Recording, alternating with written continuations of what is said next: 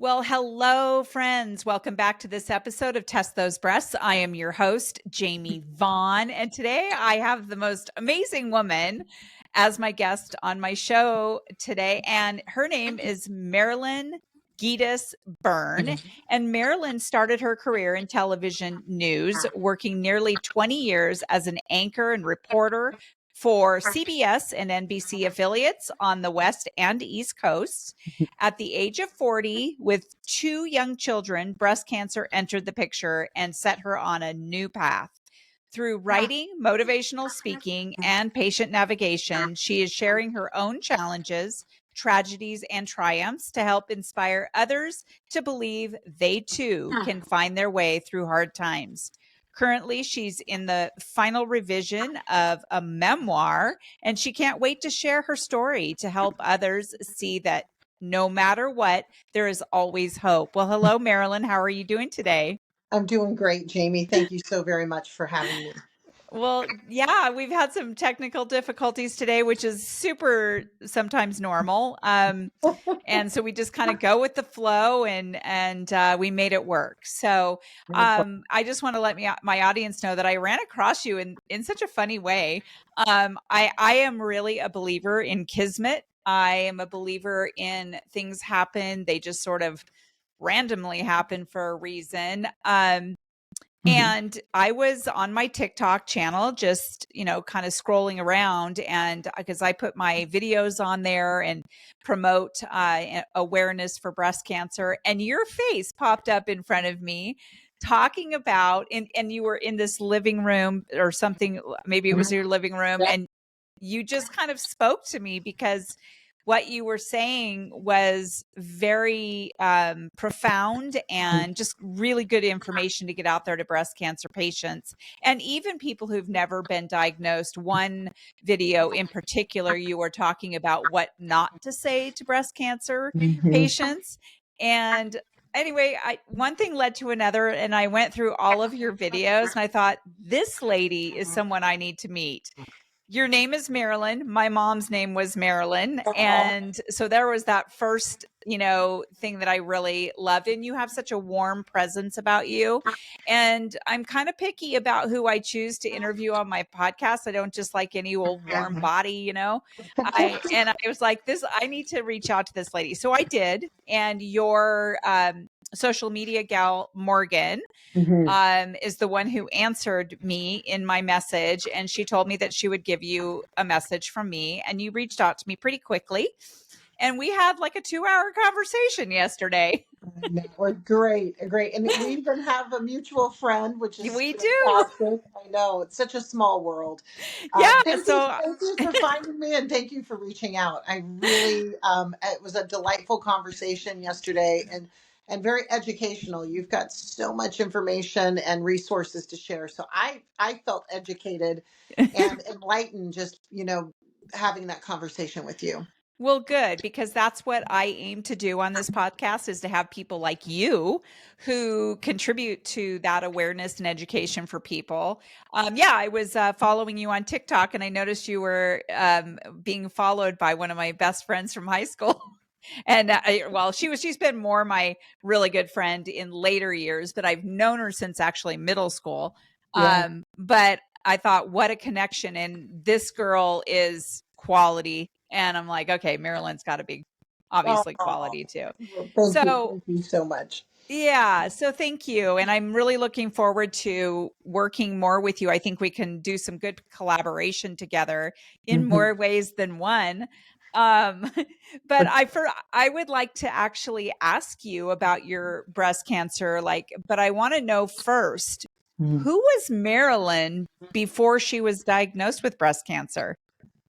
Well, Marilyn, right before the diagnosis, was, a mother of two young children. My kids were 7 and 4 at the time I was diagnosed. And prior to that, I had a very long, journalism career. And I started in San Francisco behind the scenes at KPIX. And that's a CBS owned and operated station. I started on the assignment desk and kind of worked my way up as a production assistant, and then eventually moved down to the Monterey Peninsula, which is about 2 hours south of San Francisco, and started my on air career there as a young woman in my 20s. Had a fabulous time. I mean, I just learned so much about broadcast journalism and just what it entails to be out there every day on the story. You know, and the story ends when the story is over, and so sometimes very long days and some exciting moments. You know, rappelling out of a military helicopter into a big marijuana garden, and and doing some drug raids, and following gang stories, following Clint Eastwood, who was the mayor of Carmel many, many years ago, and just a little bit south of the Silicon Valley. So certainly covering stories in the high tech world. And so, really, Little Monterey ended up being quite a place to learn about being a young, being a new reporter.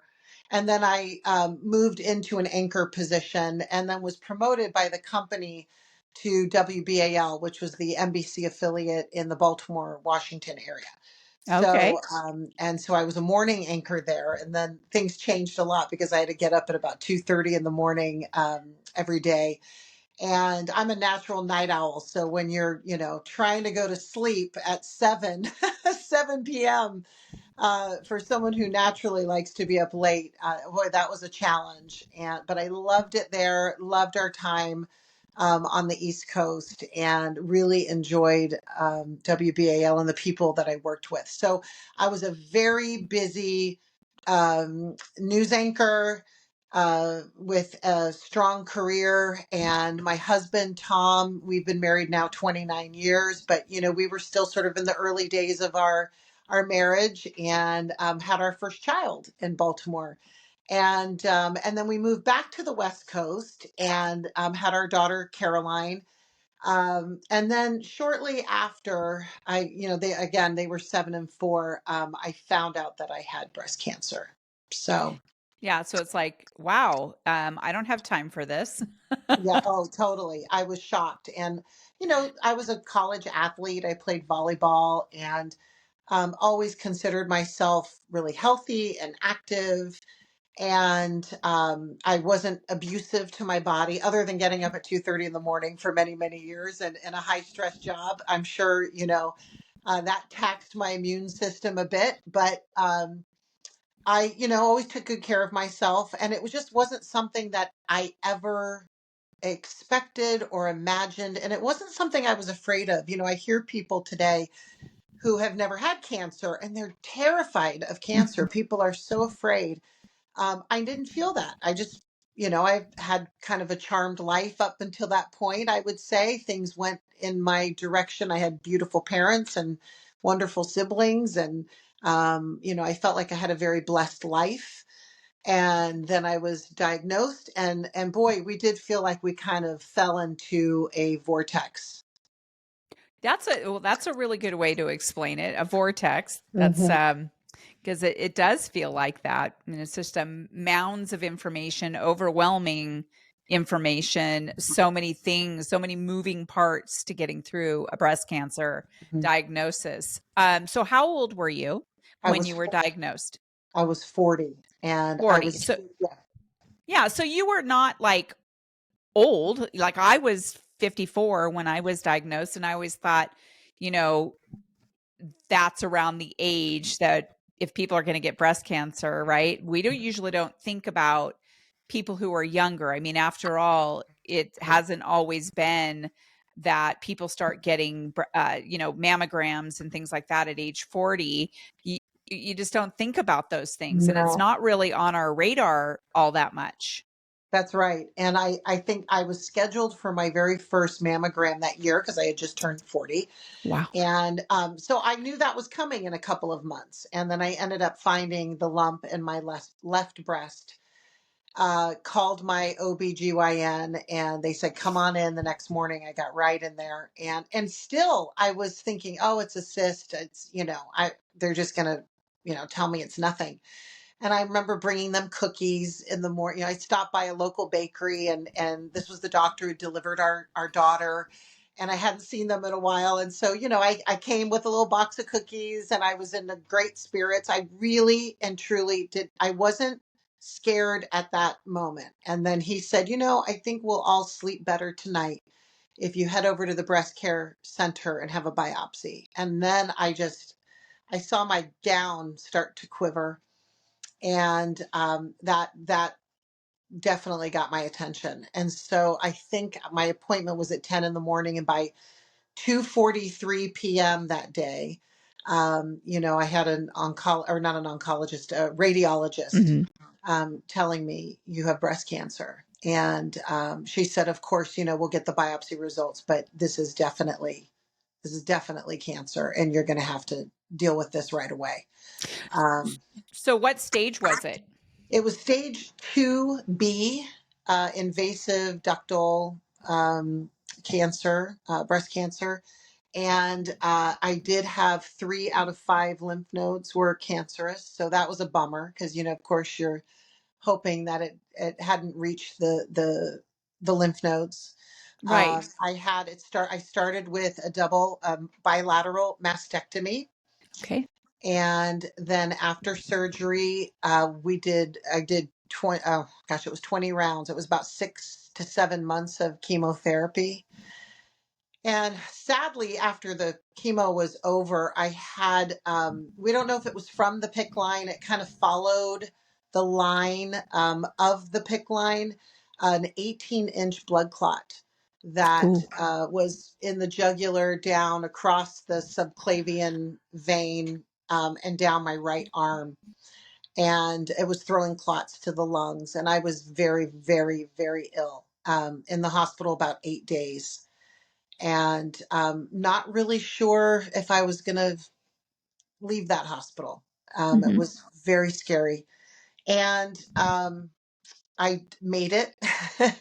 And I do feel that there were beautiful miracles in me walking out of there, and got home, ended up getting shingles for Oh a little gosh. you know, a little flavor. And I think my body just was, you know, my immune system was so shot. And then I had to start 6 weeks of radiation. So it Yeah, really was a haul. because breast cancer isn't enough. They want to throw you more things, right? Yeah, yeah, exactly, exactly. And so yeah, it's almost like the shingles you know, it was like the shingles were nothing, and they're not nothing. It's a big deal, but but coming right off of that blood clot, I just remember thinking, okay, I can deal with this right now. I just really wanted to make sure that I was going to live and be okay.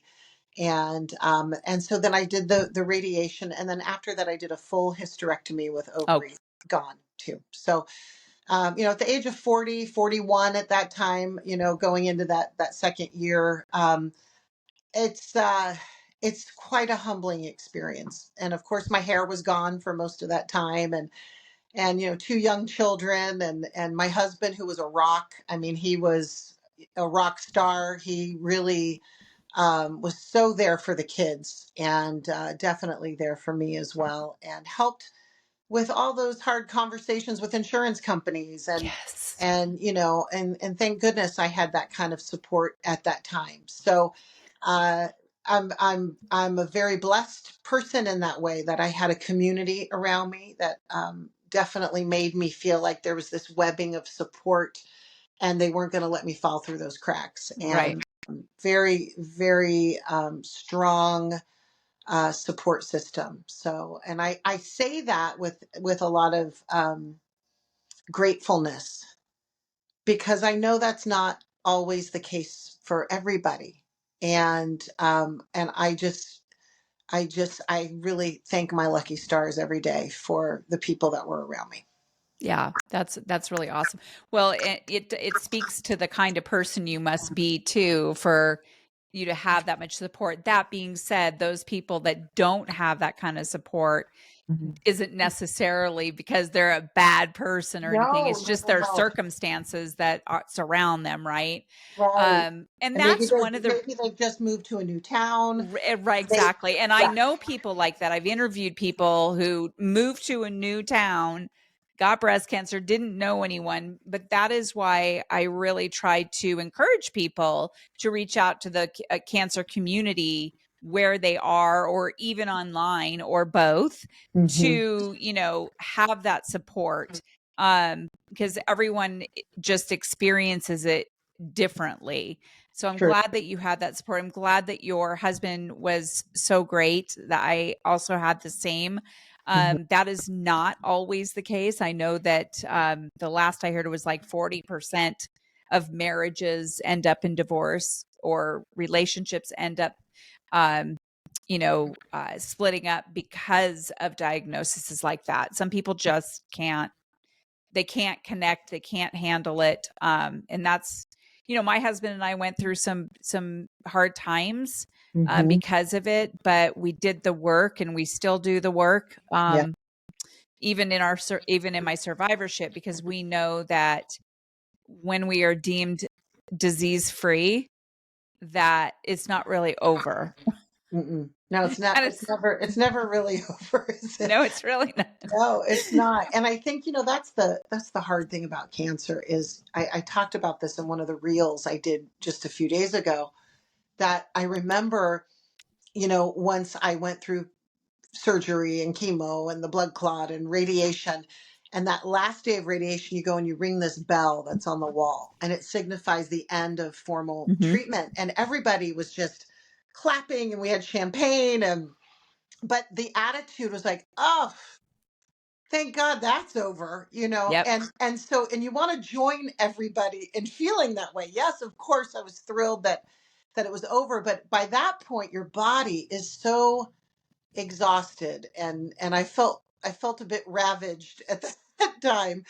And I remember thinking, gosh, everyone's just kind of gone about their business. Yep. Everyone's, like, oh, it's over, and we're so glad. And believe me, I was relieved, but I then felt alone and lost, and a little down. I mean, I don't know that I don't know that I would call it full depression, but the moments of feeling lost.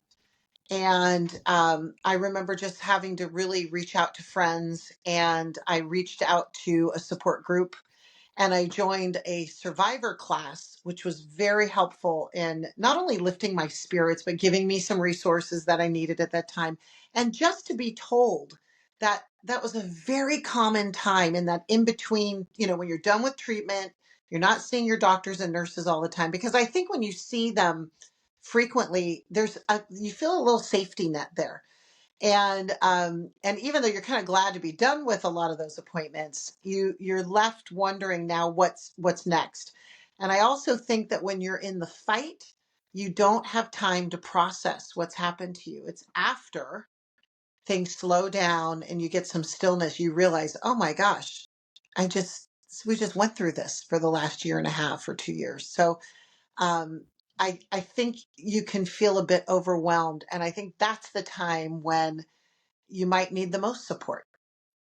I completely agree. You are echoing so much of what I went through and felt, and so many other women. Um, because, not a lot of people understand that after we are deemed disease free and the doctor's appointments slow down, what that puts us through. Like it's a mental, an emotional situation where you are feeling lost. And that's what happened to me almost 2 years ago, where I had had my mastectomy and reconstruction, came back from New Orleans. Mhm. I was deemed disease free, and it was around February, and I was in my first year of retirement. So retiring is a little difficult in itself, because you're so used to being so busy working every day and doing all the things. Then you retire, and you have to learn how to be retired. You have to learn about what kind of things you're going to do, how to keep a schedule. Are you going to Mhm. have any hobbies? Are you going to have a side business or whatever? And when I was diagnosed, it was literally 1 week after my retirement party. Oh, wow. So so I spent the first, better half of the year dealing with cancer. And then when February rolled around, I was depressed. And Mm-hmm. and my husband wasn't understanding that. We were not connecting at all. Yeah. And it was frustrating both of us. And so anyway, we ended up going to therapy. And we still do to this day, just because we believe that even when you're doing really well together, Mm-hmm. that it's still okay to go to therapy, because you want to talk about the good things too. Mm-hmm. People were like, well, why don't you write a book? And I didn't want to write a book, but I knew how to podcast, because I had a podcast before I retired about education to help struggling teachers and new teachers. So I thought, I like to have conversations with people. And I also want to bring awareness to other people about breast cancer. So podcasting was just sort of, it made sense. Natural. Yeah. It was Mm-hmm. natural. And so I launched it on the 1 year anniversary of my diagnosis, and have been releasing every week ever since. Wow. So, yeah. And so when we talk about what we do in our survivorship, I already know part of what you do, especially because of your TikTok videos. You Mm. have a whole series, and they're topics that we all need to hear and talk about. So, what else do you do in your survivorship to give back to the breast cancer community?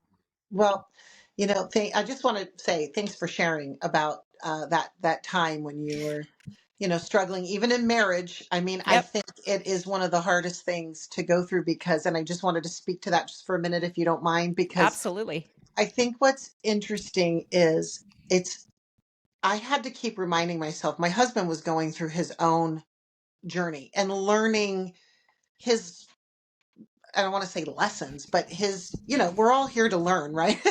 I kind of feel like that's what there's a lesson in everything. And I think he was on a journey as my caretaker Mhm. and support system, and definitely stepping up for the kids and trying to keep life as normal as possible for them, and coaching Little League. He was incredible. But I was facing this life-threatening disease. And so I think everything became acutely important. I felt like when I was coming out of treatment, I didn't have any time to waste. I knew that life was so fleeting. And I think I wouldn't say maybe it was an urgency. Maybe that's a word I could use, but it was this feeling of, I can't waste a minute. Everything is precious. And I don't know that he had that same sense of, oh my gosh, we have to embrace life to the full. I think he was kind of feeling like he was waiting for the other shoe to drop, and he was still feeling a lot of fear. And at that moment, I was feeling this elation to be, I'm feeling alive, and in the further away from chemo, I was becoming, more and more healthy and feeling better. And then maybe when he was feeling a little better, I was then, it was like we couldn't get balance together for a while. Mhm. And so I just wanted to speak to that. And we had help too. I mean, we had to talk to somebody, because and my body changed so much too. That was also Yes. something that we both had to come to terms with. So anyway, I just wanted to say thank you for sharing that, because you're hitting something in me that I haven't talked about yet, and Yeah. it's a really important topic. Well, So thank you. and I'm pretty open about it, Mhm. because I feel like with these difficult top situations that we get ourselves into, that talking about it is one of the most important things, because when we don't talk about it, we're not processing, we're not getting through. Mhm. And so my husband and I actually interviewed on my podcast together. I had a friend of mine interview us about our perspectives and how he was as a caregiver. And he was a wonderful caregiver, but Mhm. there is no way that he could possibly understand what I was going through. So Mhm. he was getting frustrated with me, because I was not doing well. Like I really was struggling a lot. He didn't understand. He's like, hey, it's all done with. Let's on back to normal. And there just Mhm. is no normal, Mm-mm. And at that's least the way it that's a, was. yeah, and that's a big expectation. And I think that's what I was even saying, Yeah. when Yeah. everyone's kind of giving that look like, oh, we're so glad this is over. And they go right back to what they've been doing every day, going back to work and going back. And you're sort of left with this, who am I now? Yep. What if this comes back? I mean, Mhm. obviously, once you've had cancer, that's, you have a pain in your back and you right away think, oh gosh, I hope I'm okay. And it's, Yeah. and it's usually just a little spasm or, maybe a little arthritis or something at my age now at 54. But I think that, we can't help it. Once you've heard the words, you have cancer. Yeah. I do think that, because I never expected to hear those words at 40, and but I did, and so sometimes I still get a little scared, and that I'm a human, and that's normal to feel that, and then I have to kind of dial it back and say, no, no, let's go, get it checked out and make sure everything's okay. And so 14 years later, after my diagnosis, I'm here and I am giving back to my community. I am a patient navigator, a volunteer patient navigator at our hospital. And they pair us with newly diagnosed cancer patients. I have had breast cancer patients mostly, but I have had someone with colon cancer and I have had someone with lung cancer. I think because I did go through so much I went through surgery, chemo, and radiation. They have felt like there is some crossover there with patients who've had other kinds of Mhm. cancers. So they have paired me with them, and each one has as it's such a unique journey to each of us, and it is an absolute privilege. It's a privilege to walk alongside somebody who is suddenly feeling more vulnerable and scared than they've ever felt in their lives. And I think, even initially, you don't have to say much. You just listen, and uh, just being in presence with these patients, I think offers such a comfort because I'm here. And you tell them 14 years ago I was diagnosed. And I think automatically just to know that there's another cancer patient, or former cancer patient in their life, who they can talk to now, who's made it. And they can see survivorship and they can see what that looks like and they can see that that's possible. So, right there. And then, we're trained. We do pretty extensive training and we are taught to look for barriers to treatment and to listen for those. We meet once a week. We either meet on the phone, we meet in person, and we develop these beautiful relationships that are, they're professional, but there's something very personal there. And they know that I think the comfort is in knowing that someone has walked a similar journey. Of course, not exactly the same, but similar. And I often find that they pair me with younger patients who have children because Oh. that was my situation. And it does bring back lots of memories. But I've worked through that, and I feel like I'm in a really healthy place to hold that space for them. Now you are in Carmel Yes. and you have it's called Healing Partners of the Central Coast. Yes. Yes. Okay. Correct. Healing Partners of the Central Coast is a nonprofit Okay. organization that provides a healing modality to patients who are on the journey. And it is most like Reiki work, it's an energy work. It Mhm. was developed by nurses many, many, many, many decades ago, actually. And Stanford Hospital is where I did my training. And it is I had Healing Touch. Healing Touch is actually the work that's being done. The name of our organization is Healing Partners of the Central Coast, but they call us partners because you're doing the work together. And the practitioner is there with the patient, and it's just a place where you're providing space for the patient to get on the table and to get still, and to get still enough in their busy schedules. Because as a cancer, survivor, all of the doctor's appointments, all of the running around while you're in treatment. I mean, it just feels like it's never ending. And this is a place once a week. It is absolutely free to the patient because we don't want them to have to deal with one more thing or one more bill. And they come in, they get on the table, and they can take off their mom hat and their wife hat and their work hat and just be, and give their bodies enough stillness to kind of get in touch with what they need, because maybe they weren't even realizing how stressed out they were that week. Maybe they weren't realizing how busy they had become and didn't take time to rest their bodies and rest their minds.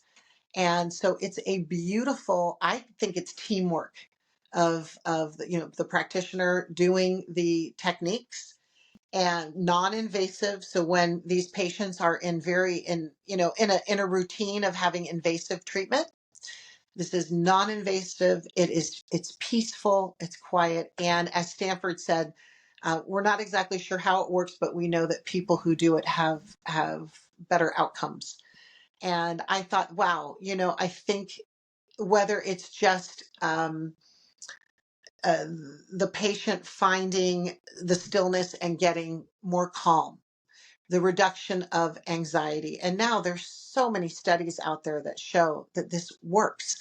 My own oncologist has said she sees huge benefits after surgery, faster healing times, Mm-hmm. less nausea with chemotherapy, and less burning to the skin during radiation.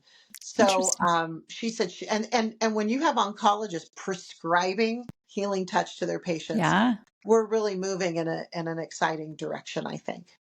Yeah, I think so too. And when you have an oncologist who actually, grasps that idea, because not all oncologists are like that, Mm.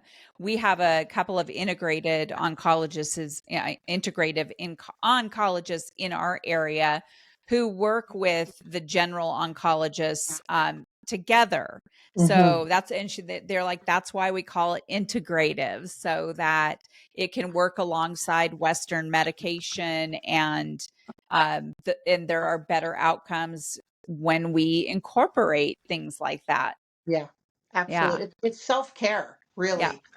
And so now I went through the training, and so I received healing touch during the course of my cancer journey, and starting before surgery, through chemo, and into radiation. Um, and I really believe it was integral to my healing. And I've taken all the courses, and now I have the absolute privilege of working with clients myself, and I have a little studio, and I have three clients right now who are at various stages of their cancer treatment. And so, yet again, I feel this tremendous sense of giving back, and I feel a tremendous. It's a real honor to share that space with people who are going through so much. Well, and they probably are incredibly comfortable around you. You can tell that you love what you do, Mhm. and and that you are appreciate that. And so just probably they feel so much more comfortable with you. So Thank that's you. awesome. I love it. I love Thank it. You have a memoir that's coming out, and you don't want to talk too much about it. Is there anything you can share with us, though? Absolutely. I started writing quite a few years ago about my experience, and we had a little twist. Right after the bilateral mastectomy, and just about a week before I started chemotherapy, my brother a dentist of 30 years at that time showed up on our porch in a catatonic state.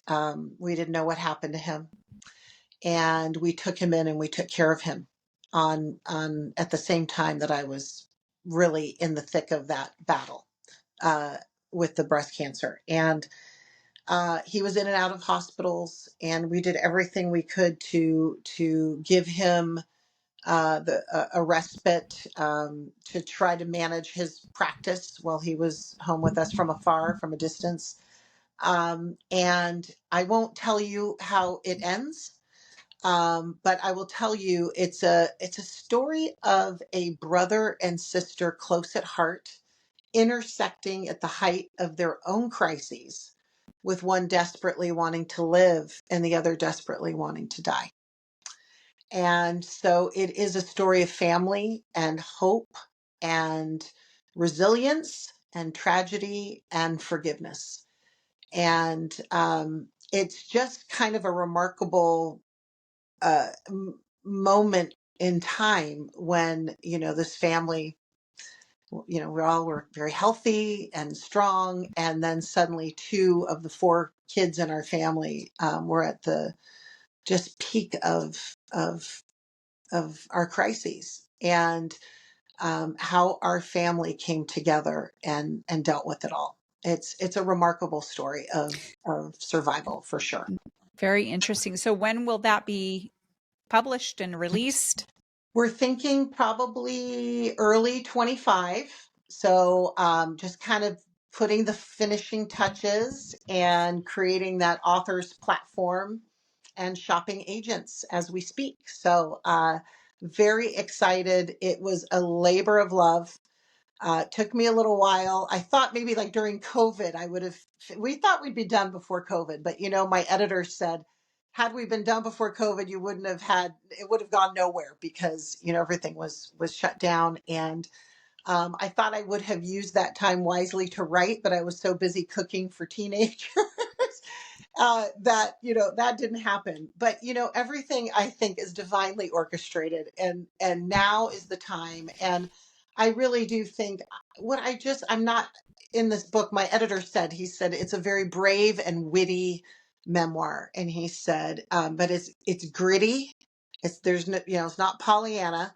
It's real, it's raw, but he said it's done with so much love and truth that what was remarkable to him, he said, was that there was no bitterness. And he said, oftentimes in memoir, there may be a little bitterness. And he said, there's just none of that. And that was a real compliment to me, because and that's what I want. I don't want this to be about making some statement. I'm not trying to preach or lecture or anything. I just simply share my story, and hope that people will realize no matter what comes down the pike, you can get through it. And that we are all here today. So we have 100% track record for overcoming. And I think that's something that is a good reminder, no matter what you're going through. I definitely think this story, there are two main audiences of my book. It's probably, cancer, the cancer world, and families that are helping others with mental illness. So, I just really do want to help, and I do feel like it's my duty, and to share. I love it. Maybe it can be made into a movie someday. I I was, the one thing is interesting. We have early readers. They're called beta um, readers, and everyone wrote, I think it's a movie. I think it's a movie. And I think I'm a very visual person. So when I write, I definitely do bring you into that scene, and it's quite visual. So who knows? It'll be an interesting journey, and I'm excited to be on it. I think It's it's great. And I love it when there's a really good memoir that is brought to the theater so that, people can visualize. I'm very visual as well. And there's been some really great ones out there. Really, oh, really good. Well, I think it's thank great. you. And I really look forward to getting the link to the memoir once you have it so we can actually put it in the show notes. Thank Um, you. So I want to go ahead and wrap up with I always ask people what kind of advice they might have for people who've never been diagnosed. Mhm. So for me, I started getting my mammograms probably about age 40. I knew I had dense breasts. I didn't know that right away because I didn't even know what that meant until a little bit later down the road. And I ended up having to have a couple of lumpectomies in the past 10 years before I got breast cancer. And so I've just always been very diligent about going every single year, getting my mammograms, not always about self breast exams, but I always like to ask, what kind of advice could you give to someone who's never been diagnosed, whether it be they're in their 20s or 30s or 40s?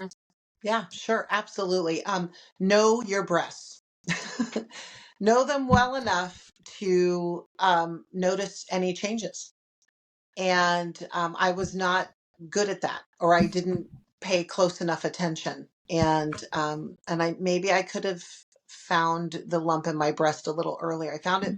I I say by accident. I don't think there are accidents, but when I did, it was already um, the lump had it was a good size lump. And I think had I known my breasts a little better, maybe I would have caught it earlier. And so that's one. And just to listen to your body and pay attention. So, maybe unusual. I know I was feeling unusual tiredness. I felt like I just felt like I wasn't bouncing back as fast from a cold. Or I'm not saying if that's happening to anybody that there's any need for alarm. It's just if your body's behaving in a way that might feel different to you, just pay attention, and rest and listen. Be more in touch with what your body's telling you, because our bodies are just remarkable. And I think that there are these messages we get. And then the other thing is, just don't go down the rabbit hole of the internet searching. And Right. you got to be really careful, because boy, you can really freak yourself out if you do. And so I just think staying in touch, getting still and quiet enough and in touch with yourself enough that you're aware if something's changing. I really think that's important. So I guess that's presence and stillness. We're all so busy, and we're all just, I feel like things get busier and busier. And so I think it's up to us to carve out time in our day to get still enough to pay attention, to listen, to be aware. And our bodies tell us a lot. Yeah, well, it was a good thing that you went in to get that mammogram when you did. Hmm. And I think you're right. I think we need to slow down, know our bodies, and because we are the ones that know it the best. And I knew that I had a lump, but I also knew I had lumpy breasts because I had Hmm. dense breast tissue. So I was just sliding into retirement, but I was super busy. I had a few months before I was going to retire, and I knew that my mammogram was probably coming up soon. And I Yeah. did get reminded, and I ended up going in, but they moved it up by 3 weeks because they asked me if I had felt anything. And at first I said no, but then I was like, actually, I do feel a lump. It feels a little bit different. And I feel these zingers and hot spots. No. So they moved it up by 3 weeks, and luckily I did. And I had stage two. I must have had stage 2A because it did not make it to my lymph nodes. Okay. So I think that's the difference between A and B, maybe, Hmm. Hmm. because I heard that it's stage 3 when it makes it to your lymph nodes, but maybe that's where the A and B come in. And was yours estrogen driven or no? Yeah, for Okay, sure. so mine was not. So mine Okay. was HER2 positive, ERPR negative. Okay. Yeah. Okay. Yeah. Okay, so I love how you said know your breasts because you and I yesterday talked about know your lemons. Yep. And my audience knows that I am a lemonista Yes. with I know think your lemons. I want to be a lemonista too. We're going to make sure you're a Okay. lemonista because it'll pair really nicely with your nurse navigating. Okay. Okay. And, because I mean, just to bring awareness to people who haven't had it will pair really nicely, and your energy, your healing practitioner, piece to it as well. So, but Know Your Lemons is so great because it makes it kind of a quirky, fun way to help people understand what the 12 signs of breast cancer is and what an actual lump feels like. Yeah. But also, there's a free app that people can download that actually reminds them to do their self breast exams, Mm. and to not just do them, but do them properly, because most of us didn't, I never did them properly. Hmm. And most people don't. So that would be great to know your breasts, know your lemons. I love it. Great, great tagline. Yeah. So we have in the contact information, I have you on Instagram, Facebook, TikTok, LinkedIn, and then a website is going to be coming. Yeah. You also have your email and phone number on there if anybody wants to reach out to you. Hmm. And then um, lotsofhelpinghands.org and Meal Train. I used Meal Train when I had cancer. That was so good. Yeah. There's also, you should know about, it's called wegotthis.org. Have you ever Mm. heard of that? Mm. Wegotthis.org. Alyssa Calver. I interviewed her. She has metastatic breast cancer, and she started a nonprofit called We Got This because she realized when she first got breast cancer, there was no real place for people to go to get you what you might need. So people always ask you, "Oh, what do you need? What can I do for you?" And at that time, we're like, "I don't know. Like, Yeah. I don't even Yeah. know what I want." So she started this organization, and it's run a lot like a baby registry, and a wedding registry, so that people can go in there and they can register for certain things that they might need, and friends can help out with that. And then people can go onto that website into your registry and get you the things that you need. Wow. I know. That's cool. It's No, I really have not heard cool. of it. And that'd be great. That would be a great thing I could tell, patients during the Yep. navigation process. Wegotthis.org. WeGotThis.org. Yeah, lots of We helping got this. hands. Lots of helping hands. Lots of helping hands. .org was one that my friends used, and they could put in the needs of a newly diagnosed patient, me in this situation. And so I needed maybe some rides for the kids to school, Oh, and yes. maybe some meals. You could do other chores. You could add in their laundry, or, I was a little personal about my laundry, but I, if I needed to, I could add some of these chores. And people were, you know how people are. As soon as they know a friend, a loved one has been diagnosed, they just can't do enough.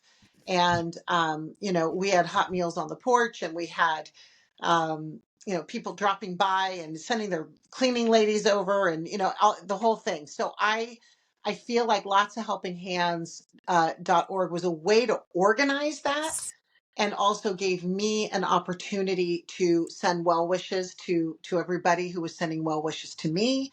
So there was a communication, but there was also a little bit of a barrier there. So if I needed to rest, and I could, have the quietude of the house, and people could kind of come and go, and there were directions, and it sort of it protected me a little bit, so I could get the rest that I needed and have all of these things going on, that would really help, support us. So I really found that to be helpful.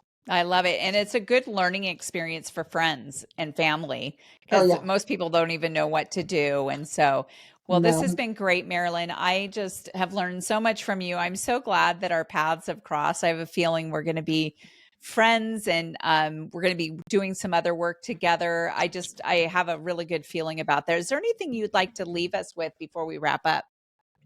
Oh gosh, I think just savor life, choose Love it. life, and when you get scared, or just keep coming back into that understanding that just choose to engage, because Yeah. there's just it's so precious. Awesome. Well, this has been a great conversation. I can see that my screen is a little bit darker now because the sun has gone down. Well, I appreciate it. And to my audience, thank you once again for joining us on this episode of Test Those Breasts. I am thrilled that you're here every single week. And as usual, if you can head over to your favorite platform and rate and review this podcast, it really does help. When people just give it a 5-star would be good. And even a little review. I know on some platforms you can do that. And I just really appreciate that. And we will see you next time on the next episode of Test Those Breasts. Bye for now. Thanks, Jamie.